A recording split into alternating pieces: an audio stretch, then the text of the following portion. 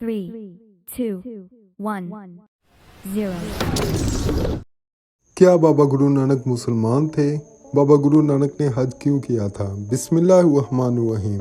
ناظرین، بابا گرو نانک کون تھے؟ بابا گرو نانک کہاں پیدا ہوئے؟ بابا گرو نانک کیا مسلمان تھے؟ گرو نانک کے کیا عقائد تھے؟ گرو نانک کا انتقال کیسے ہوا؟ اور انتقال کے بعد ان کی میت کیوں اور کیسے غائب ہو گئی تھی؟ کیا بابا گرو نانک نے حج کیا تھا؟ گرو گرانتھ کسے کہتے ہیں؟ اور سکھ کرتارپور سے کیوں محبت کرتے ہیں؟ یہی ہماری آج کی ویڈیو کا موضوع ہوگا، اور آج ہم آپ کو سکھ عظیم اور بابا گرو نانک کے حوالے سے مکمل معلومات فراہم کریں گے۔ مگر دوستو، ویڈیو میں آگے بڑھنے سے پہلے اگر آپ ہمارے اس چینل پر نیو ہیں تو جلدی سے ہمارے چینل کو سبسکرائب کر لیں، تاکہ آپ کو اسی طرح اسلامک ہسٹری اور ریئلٹی سے ریلیٹڈ فیکٹس وغیرہ کی ویڈیوز ریگولر ملتی رہیں۔ تو ناظرین، 15ویں صدی میں پنجاب میں پیدا ہونے والا یہ مذہب، جسے سکھ ازم کہتے ہیں، خدا کی وحدانیت کا قائل ہے اور بابا گرو نانک کی تعلیمات پر عمل کرتا ہے، جو کہ کتاب کی صورت میں ان کے پاس موجود ہے، جسے گرو گرانتھ صاحب کہا جاتا ہے۔ اس مذہب کے ماننے والوں کی تعداد تقریباً 30 ملین سے زیادہ ہے، اور یہ دنیا کی آبادی کا تقریباً 0.21% ہے۔ سکھ مذہب کے پیروکار پاکستان اور بھارت سمیت دنیا بھر میں پائے جاتے ہیں۔ ناظرین، سکھ مذہب کی بنیاد بابا گرو نانک نے رکھی تھی۔ بابا گرو نانک پنجاب میں کلونڈی نامی گاؤں، جسے اب ننکانہ صاحب کہا جاتا ہے، میں سال 1469 کو پیدا ہوئے۔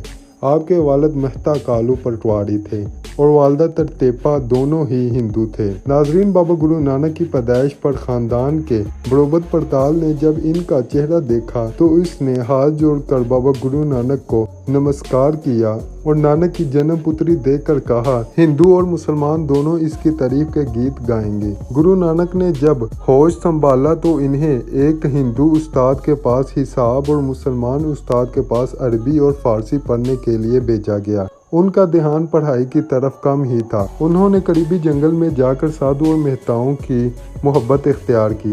ناظرین، کہا جاتا ہے کہ نانک حق کے متلاشی تھے، مگر ان کے گھر والے انہیں عمومی کام کاج میں مشغول رکھنا چاہتے تھے۔ اس کے لیے کبھی انہیں بیس چرانے کے لیے بھیجا گیا اور کبھی انہیں کاروبار کرنے پر مجبور کیا گیا، اور آخر کہا گیا، اور کچھ نہیں تو کھیتی باڑی کا کام ہی کر لو۔ جس پر نانک نے کہا کہ میں تن کے کھیت میں دل کو چلانے والا بنا کر نیک کام کاشت کرنا چاہتا ہوں۔ جو فصل اگے گی میرا خاندان ہی کیا، پوری دنیا خوشحال ہو جائے گی۔ ناظرین، جب گرو نانک کے اعتبار سے اس کے گھر والے مطمئن نہ ہوئے تو آخرکار انہوں نے گرو نانک کی شادی کہ شاید اسی طریقے سے وہ دنیا داری کی طرف مائل ہو جائیں۔ ناظرین، کہا جاتا ہے کہ نانک جی کا دل کہیں نہ لگا تو گھر والوں نے انہیں سلطان پور کے نواب دولت خان کے گودام میں رسد کا حساب کتاب رکھنے پر نوکری دلائی۔ جب وہ رسد تولتے ہوئے 13 کی گنتی تک پہنچتے تو 13 میں نعرہ لگاتے ہوئے دم بخود ہو جاتے۔ نانک دل کھول کر گودام کا مال غریبوں میں بانٹنے لگے۔ جب نواب صاحب سے شکایت کی گئی کہ نانک آپ کا مال غریبوں پر لٹا رہے ہیں تو انہوں نے گودام کا حساب دوبارہ لگوایا، مگر تمام اجناس پوری نکلی۔ ناظرین، کہا جاتا ہے کہ ایک دن بابا گرو نانک قریبی ندی میں نہانے نکلے تو 3 دن تک ندی کے اندر غائب رہے۔ کہا جاتا ہے کہ یہیں نانک کو خدا کا وصال ہوا۔ خدا نے انہیں ایک پیالہ عنایت کیا اور کہا کہ اسے خود بھی پیو اور دنیا والوں کو بھی پلاؤ۔ جو تمہارا نام لے گا اس کا شعور پیدا ہو جائے گا۔ نانک جب ندی سے نکلے تو ان کے لبوں پر انوکھا نعرہ تھا، نہ کوئی ہندو نہ کوئی مسلمان۔ شہر میں ایک ہنگامہ برپا ہو گیا۔ یہ کون ہے جو مسلمانوں کی حکومت میں اور ہندوؤں کے شہر میں دونوں کی توہین کر رہا ہے؟ قاضی نے ان کو طلب کیا اور پوچھا، نانک تم کہتے ہو کہ یہاں نہ کوئی ہندو دکھائی دیتا ہے نہ کوئی مسلمان، تو پھر تم کون ہو؟ نانک نے جواب دیا کہ میں اپنے آپ کو ہندو کہتا ہوں تو وہ لوگ مجھے مار دیں گے، مگر میں مسلمان بھی نہیں ہوں۔ میں 5 عناصر کا بنا ہوا ایک پتلا ہوں۔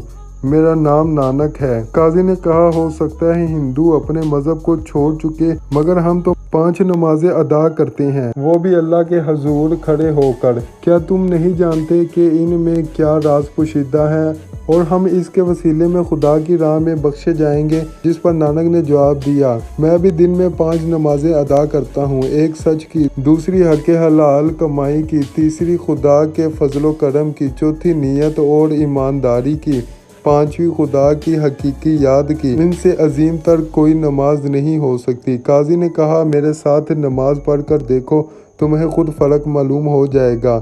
نانک نے کہا مجھے منظور ہے۔ جب قاضی نماز کے لیے کھڑے ہوئے تو نانک ایک طرف ہو کر مسکرانے لگے۔ جب نماز ختم ہوئی تو قاضی نے نواب پور سلطان سے شکایت کر دی کہ جب ہم نماز ادا کر رہے تھے تو نانک ہم پر ہنس رہا تھا۔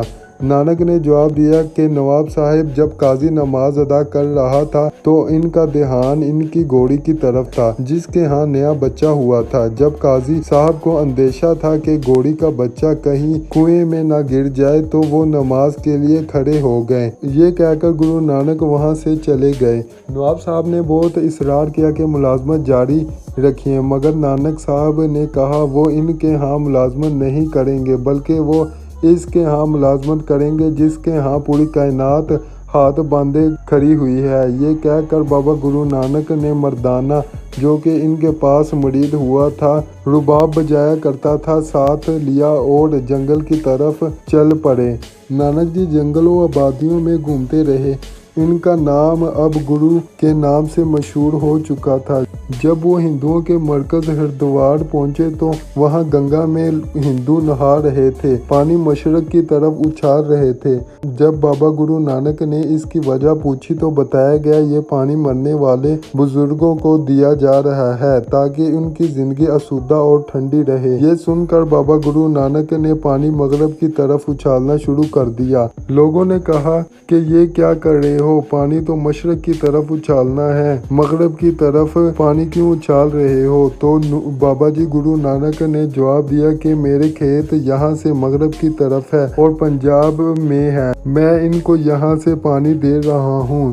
لوگ کہنے لگے اتنی دور سے دیا ہوا پانی آپ کے کھیتوں کو کیسے سرسبز کرے گا؟ جس پر گرو نانک نے کہا جس طرح آپ کا دیا ہوا پانی دوسری دنیا میں پہنچ سکتا ہے تو کیا میرا پانی اس دنیا میں میرے کھیتوں کو سرسبز نہیں کر سکتا؟ دراصل بابا گرو نانک نے ان کے عقیدے کو مرثی کی تھی۔ ناظرین کہتے ہیں کہ مغل شہنشاہ ظہیر الدین تحمد بابر جب ہندوستان پر حملہ آور ہوا اور اس نے پنجاب کو فتح کیا تو اس میں جنگی قیدی بنائے گئے۔ اس میں بابا گرو نانک اور مردانہ بھی شامل تھے۔ بابا گرو نانک کو چکی پھینسنے پر لگا دیا گیا تھا۔ بابا جی بلند آواز میں کلمات حق کہتے اور خوشی سے اپنا کام کرتے تھے۔ جب یہ خبر بابر کو ملی کہ ایک قیدی خوشی سے چکی چلا رہا ہے اور کلمات حق کہہ رہا ہے اور احسان مندی کے ساتھ گھومتا ہے تو بابر نے کہا کہ میں ایسے فقیر کا دیدار کرنا چاہتا ہوں۔ اور جب بابا گرو نانک کو پیش کیا گیا تو بابر نے کہا میں نے بے خبری میں اللہ کے ولی کو دکھ پہنچایا ہے، میں اس کی معافی مانگتا ہوں۔ میں نے لودھی خاندان کے تمام ظالم سے لوگوں کو نجات میں نے لودھی خاندان کے ظالم سے لوگوں کو نجات دلانے کے لیے ہندوستان پر حملہ کیا تھا۔ گرو نانک نے جواب دیا کہ اگر آپ نے بھی رعایا پر ظلم کیا تو آپ کا بھی یہی انجام ہوگا۔ جس پر بابر نے کہا میں وعدہ کرتا ہوں میں کبھی معصوموں کو نہیں ستاؤں گا۔ بابا گرو نانک نے کہا خدا تمہارا راستہ روشن اور منور کرے۔ یہ کہہ کر وہاں سے چل دیے۔ گرو نانک نے مکہ و مدینہ اور بغداد کا سفر بھی کیا اور بعض روایات کے مطابق بابا گرو نانک نے حج بیت اللہ بھی کیا تھا۔ ناظرین ایک بات یہ بھی کتابوں میں لکھی ہوئی ہے، اللہ رب العزت جانتا ہے یہ سچ ہے کہ جھوٹ کہا جا رہا ہے کہ جب وہ تھکے مکہ پہنچے تو رات کو انہوں نے اپنے پاؤں خانہ کعبہ کی طرف پھیلا دیے۔ وہاں ایک مولوی صاحب نے انہیں ٹھوکر مار کر جگایا اور کہا اے کافر تو حج کرنے آیا ہے اور تجھے اتنا بھی نہیں پتا کہ تو نے خانہ خدا کی طرف ٹانگیں پھیلا کر رکھی ہوئی ہیں۔ گرو جی نے بڑے سکون سے جواب دیا کہ حضور جس طرف خانہ خدا نہ ہو میری ٹانگیں اسی طرف کر دیجئے۔ مولوی جس طرف بھی اس کی ٹانگیں گھماتا تو اسی طرف خدا کا اسے جلوہ نظر آتا۔ اللہ اللہ ہندوستان سے کوئی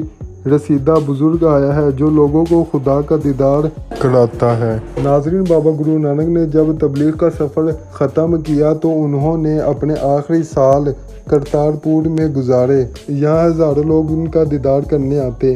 گرو نانک نے کئی آزمائش لینے کے بعد اپنی گدی بائلہنم کو سونپ دی۔ انہوں نے اپنے خاندان اور خادموں کو جمع کیا اور خدا کی حمد و ثنا بیان کی، اور پھر تمام مجمع نے ایسا ہی کیا۔ ایسے میں گرو نانک وہاں سے چلے گئے۔ اسی حالت میں ان کا انتقال ہو گیا۔ انتقال کے بعد ان کے ہندو اور مسلمان مریدوں میں جھگڑا ہو گیا۔ مسلمان مرید کہتے تھے کہ ہم ان کو دفنائیں گے، ہندو کہنے لگے کہ وہ اپنی رسم کے مطابق ان کا سنسار کریں گے۔ آخر میں دونوں اس بات پر متفق ہو گئے کہ دونوں اپنے اپنے پھول ان کے جسم پر رکھ دیں۔ صبح جس فریق کے پھول نہ مرجھائیں وہی ان کے جسم کا وارث ہوگا۔ صبح ہوئی تو دونوں فریقین کے پھول تازہ تھے اور مہک دے رہے تھے، مگر جب چادر ہٹائی تو بابا گرو نانک کا جسم غائب تھا۔ ناظرین، آپ کو آخر میں بتایا جائے گا کہ بابا گرو نانک کا جسم کیسے غائب ہوا۔ ناظرین، گرو نانک کی تعلیمات سکھوں کی کتاب گرو گرنتھ میں موجود ہے۔ یہاں پر ان کی 974 منظوم نظمیں موجود ہیں۔ ناظرین، بعض مورخین نے لکھا ہے کہ بابا گرو نانک در حقیقت اللہ کے کوئی ولی تھے، اور دنیا کے باقی قزادوں کی طرح بابا گرو نانک نے نہ تو نبوت کا جھوٹا وعدہ کیا تھا اور نہ ولایت کا، بلکہ وہ فقیر خدائے مست تھے۔ ناظرین، یہ حقیقت ہے کہ بابا گرو نانک ہندو خاندان میں پیدا ہوئے تھے، مگر ان کی ساری عمر ہندوؤں کے تہذیب و تمدن اور رسم و رواج کے خلاف گزری تھی۔ گرو نانک کو تعلیم دلوانے کا انتظام خود ان کے والد نے کیا اور انہیں ایک مسلمان معلم سید حسن کے ہاں بٹھایا۔ سید حسن کو قطب الدین اور رکن الدین کے نام سے بھی پکارا جاتا ہے۔ سید حسن نے نانک کو ہونہار دیکھ کر ان کی تعلیم و تربیت میں کوئی کسر نہ چھوڑی۔ چنانچہ بچپن ہی سے بابا گرو نانک اسلامی عقائد سے واقف ہو گئے تھے۔ صوفیہ کرام کا کلام پڑھنے لگے اور اس کا پنجابی میں ترجمہ کرنے لگے۔ بابا گرو نانک نے ہمارے پیارے آقا حضرت محمد صلی اللہ علیہ وآلہ وسلم کی شان میں اشعار بھی لکھے، اور ان کا اہتمام کے ساتھ مکہ شریف جانا بھی اس بات کی دلیل ہے کہ وہ اسلام سے متاثر تھے، مگر چونکہ وہ زمانے سے ایک الگ فکر کے مالک تھے، انہیں اس وقت کوئی نہ سمجھ سکا۔ ناظرین، آغاز میں بابا گرو نانک نواب دولت خان کے ہاں مال زکوٰۃ کے منشی منعقد ہوئے تھے۔ 30 سال کی عمر میں ملازمت چھوڑ دی تھی، گھر-بار کو بھی خیر آباد کہہ دیا تھا، اور سیر و سیاحت شروع کر دی۔ ہندوستان، سری لنکا، ایران اور عرب ممالک کے سفر کیے، اور 40 سال تک ان ملکوں میں مقدس مقامات کی زیارت بھی کی تھی۔ حضرت بو علی قلندر پانی پتی علیہ رحمۃ اللہ کے پاس ایک مدت تک رہے۔ ملتان کے مشہور ایک بزرگ حضرت بہاؤالدین کے مزار پر حاضری دی۔ حضرت غوث اعظم سیدنا شیخ عبد القادر جیلانی اور حضرت کراد رحمۃ اللہ علیہ کے مزارات پر چلہ کش ہوئے۔ اجمیر شریف میں حضرت خواجہ معین الدین کے مزار پر 40 دن چلہ کیا۔ حضرت شاہ عبد الشکور کی خانقاہ پر 40 دن ٹھہرے۔ پاکپتن شریف میں حضرت شیخ فرید الدین مسعود گنج شکر کے مزار پر خلوت نشین ہوئے۔ گرو نانک کے کلام کے مجموعے کا نام گرو گرنتھ صاحب ہے، جو حضرت ابراہیم فرید کی شاعری سے لبریز ہے۔ بعض کا خیال ہے کہ یہ بھی حضرت بابا فرید الدین کا کلام ہے، جس کے ہر شعر کے آخر میں فرید تخلص عیا ہے۔ گرو نانک کا ورد ہمیشہ ہو رہا ہے۔ آپ پر ایک وقت ایسا بھی آیا، آپ عالم استعداد میں چلے گئے، جس کی وجہ سے نماز روزے کی پابندی نہ کر سکے، اور نہ ہی آپ کی حجامت کروانے کا ہوش رہا۔ چنانچہ آپ کے پیروکاروں نے نماز روزہ کی پابندی کو ضروری نہ سمجھا اور حجامت کو بالکل ترک کر دیا۔ چنانچہ یہاں سے ہی ہندوؤں کے الگ تھلگ ایک نئے فرقے سکھوں کی بنیاد پڑی۔ ناظرین، سکھ ہر ذات تسلیم کرتے ہیں۔